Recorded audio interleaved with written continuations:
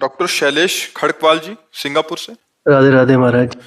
राधा वल्लभ श्री हरिवंश महाराज जी, आपके चरणों में कोटि कोटि प्रणाम। महाराज जी, मन में एक जिज्ञासा रहती है कि जब भगवान कर्मों के हिसाब से सभी मनुष्यों की गति देते हैं और मृत्यु लोक के बाद परिजनों के पीछे छूटे परिवारजनों से कोई संबंध नहीं रह जाता, तो फिर हमको पितृदोष या पितृ आत्माओं द्वारा उत्पन्न होने वाली बाधाओं के बारे में क्यों सजग कराया जाता है? महाराज जी, इस शंका का ये केवल जीवित उचित की समाधान बात कर रहे हो ना? जी। जीवित की बात कर रहे हो। ये हमारी भावना की शुद्धि के लिए है।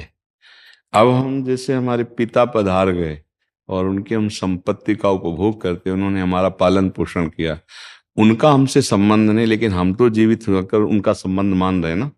अब हम जब उनको सुकृत दान करेंगे, भजन का, दान पुण्य का, पिंड का, तो जिस योनि में होंगे उनको प्राप्त होगा, वो उनकी उन्नति होगी।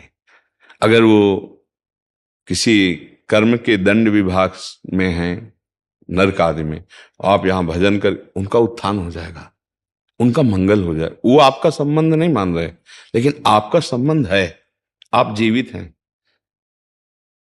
आपका स्थूल शरीर जब पड़ा होता है सैया में और आप स्वप्न देख रहे होते हैं, तो आपका स्थूल जगत और स्थूल शरीर से कोई मतलब नहीं होता, लेकिन मतलब है, जगने वाले को स्थूल से मतलब होगा ना। ऐसे ही जब शरीर छूटता है तो इस स्थूल जगत का उसका संबंध विस्मृत हो जाता है, लेकिन आपका जागृत है तो आप उसका कल्याण कर सकते हैं, क्योंकि वो आपका पिता रहा है। उसको पता नहीं है, उस समय उसको ज्ञान नहीं है, लेकिन आपको पता है, तो आप उसका मंगल कर सकते हैं भजन के द्वारा, तीर्थयाटन के द्वारा, पिंडदान के द्वारा।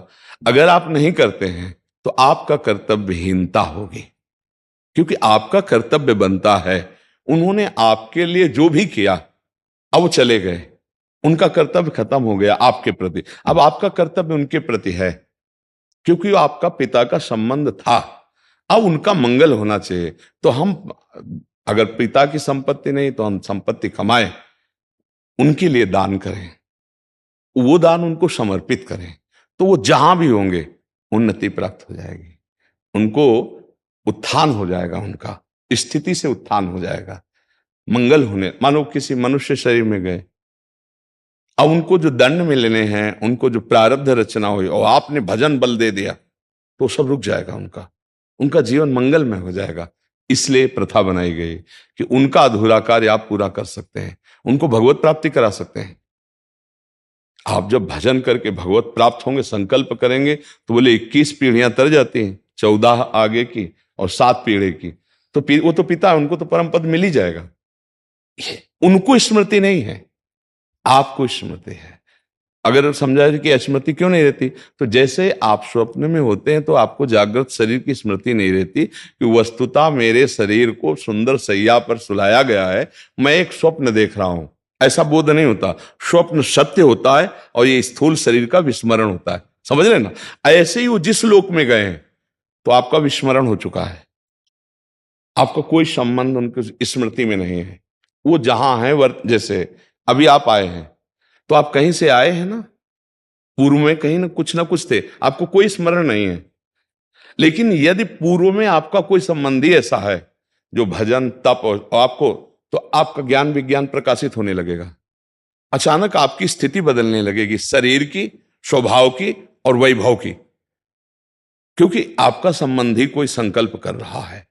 इसीलिए जब कोई भगवान का भक्त पैदा होता है, तो जो पितर अन्य लोकों में होते हैं, उनका परम मंगल होना निश्चित हो जाता है। तो वो कुल धन्य माना जाता है कि वो धन्य हो गया। सो कुल धन्य उमा सुन जगत पूज्य सुपनीत, क्योंकि सतरत सा लोकांतार्य थे। अब उस कुल में पैदा हुआ, वो चाहे नरक में पितर हो चाहे स्वर्ग में हो, दोनों बंधन युक्त हैं। एक सुखास्पद है, एक दुखास्पद है, लेकिन दोनों से पतन होता है, दोनों गिरते हैं। नरक भोग कराते हैं, स्वर्ग भोग कराते हैं, लेकिन भजन बल वो उनको परमार्थ की स्थिति, परम पद प्रदान कर सकता है। अब पुत्र अपने पिता माता की क्या, पीछे की पीढ़ियों को, पितामह आदि को भी परम पद प्रदान कर सकता है। तो ये बात है, उनको हमारा संबंध खत्म हो चुका, हमारा कर्तव्य उनके संबंध का निर्वाह करना है। जैसे बहुत लोग हैं, पिता के लिए गया श्राद्ध आदि करते हैं, यज्ञ कराते हैं, भोज कराते हैं, पिता के निमित्त से, वो उसको सुकृत प्राप्त होता है जाकर के। पिता के निमित्त से भागवत कराते हैं, जप करवाते हैं, कीर्तन ये सब उसको प्राप्त होता है। तो वो जीवात्मा जो पिता बन के आया था उसको पता नहीं है, पर आपके इस दान पुण्य के बल से उसके जो दंड विधान थे वो क्षमा हो जाएंगे और आगे बढ़ जाएगा। इसलिए कहा जाता है कि जहां पुत्र हुआ, परिवार में संतान हुई, चाहे वो बच्ची हो चाहे बच्चा हो, तो को पिता प्रसन्न होता है कि अब हमारी दुर्गति नहीं होगी। ये भजन साधन, अगर हमसे चूक हो गई तो ये भजन साधन के द्वारा मंगल कर देगा। लेकिन यदि ऐसा ना हुआ तो फिर पुत्र का होना ना होना बराबर है। इसलिए माना जाता है ना, संतान हो गई, हमारी आत्मा है, ये हमारे लिए कुछ करेगा। अगर हम चले भी गए तो हमारा कल्याण ये करेगा, क्योंकि हमारा वंशज है, उसके संबंध से उसको प्राप्त हो जाता है। महाराज जी, दो और प्रश्न आते हैं दिमाग में इसमें महाराज जी। एक तो इसमें फिर पुत्र हो या पुत्री हो, उसमें कोई भेद नहीं होना चाहिए? नहीं होना चाहिए, नहीं है, इसमें भी नहीं है। क्योंकि जैसे पुत्र स्वयं कर रहा है तो वो पुत्री पति के साथ कर रहे हैं, तीर्थयाटन जो भी कर रहे वो उसके अंश है, उससे उसका कल्याण होगा। उसमें ऐसा कोई खास बात नहीं कि पुत्र ही हो तब ऐसा होगा, हाँ ऐसा नहीं है। पूरी सामर्थ्य पुत्री में भी है। कितने ऐसे कुल हुए जिनको दोनों कुलों को पावन कर दिया, पिता के पक्ष को और ससुर पक्ष को, दोनों पक्षों को पावन किया। तो उसमें ऐसा शास्त्रों में कोई विशेषता ये नहीं कि पुरुष ही होना चाहिए, बड़ा रोल है। हाँ बिल्कुल बिल्कुल बिल्कुल, इस बात में कोई संशय नहीं।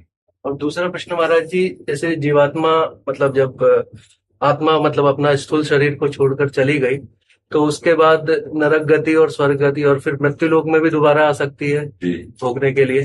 तो फिर अगर किसी वो दूसरे स्थूल शरीर में चले गई तो उस समय पे भी यही संबंध रहता है, पितृ वाला ही, जैसे कि अगर आप बोल रहे हैं अभी बताया ना कि अगर वो किसी मनुष्य शरीर में गया है तो उसकी उन्नति होने लगेगी, उसकी बाधाओं का नाश होने लगेगा आपके संबंध से, उसको पता नहीं है।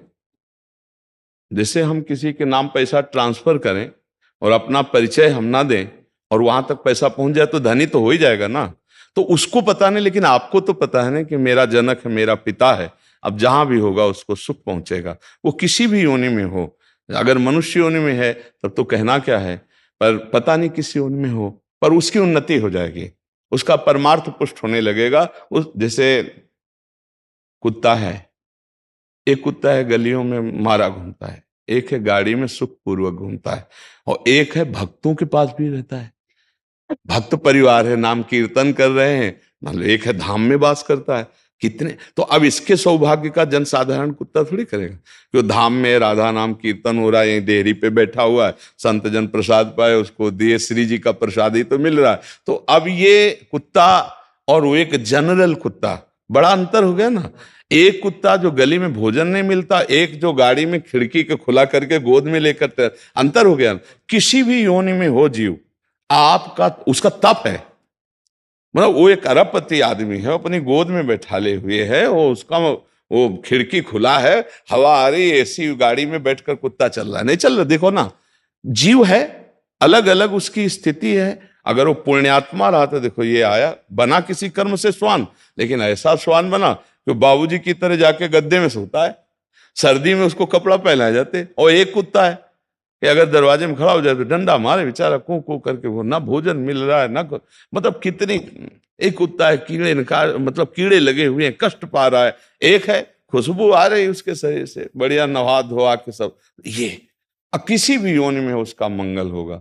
हमें लगता है कि सबको करना चाहिए, अपने माता पिता के लिए, अपने पूर्वजों के लिए कुछ माला भजन करके, इससे सबसे बड़ा दान है। रुपया पैसा का तो दान ठीक है करे ही, लेकिन ये जरूर करे कि राधा राधा राधा 5 माला जपा, तो आज की 5 माला हम अपने पिता को देते हैं, इतना बड़ा कल्याण हो जाएगा 5 माला नाम जप करके।